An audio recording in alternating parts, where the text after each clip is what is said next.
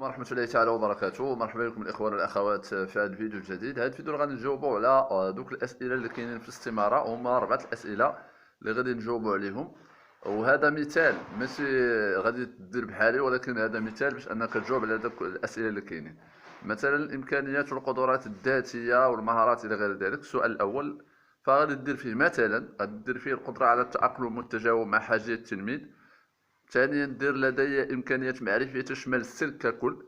مثلا دير مهارات وقدرات تلبي كل متطلبات التلميذ، منها مثلا كيفية إيصال المعلومة والتحفيز والتشجيع وخلق جو من الدراسة المبنية على الجد والاجتهاد.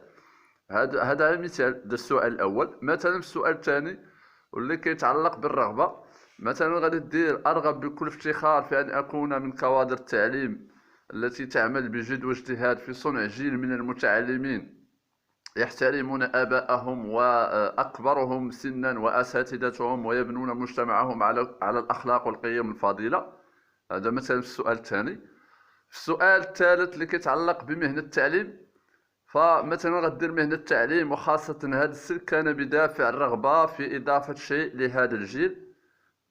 مثلا حب المهنة كان يراودني منذ أن كنت صغيرا. مثلا المهنة هي تشريف وتكليف لكل من ولجها، إلى غير ذلك من الأمثلة اللي تقدر أنها تديرها في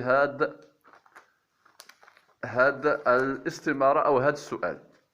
السؤال الرابع اللي كيتعلق بالاستعداد، غدير مثلا أعتقد أن الاستعداد لهذا العمل كان منذ زمن بعيد، يعني كيتعلق بك أنت، يعني كنت كتستعد ليه شحال هادي.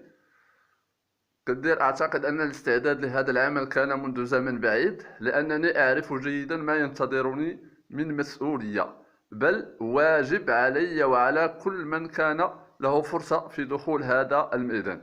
إذن هذه هي الأجوبة اللي تقدر تفيدك أو تقدر أنها تدير عليها أو تبني عليها الأجوبة ديالك على هذه الأسئلة اللي كاينين في هذه الاستمارة، واللي هي تتعلق أو كما قلنا في واحد الفيديو سابق، قلنا ديك الرسالة التحفيزية اللي كانت العام اللي فات.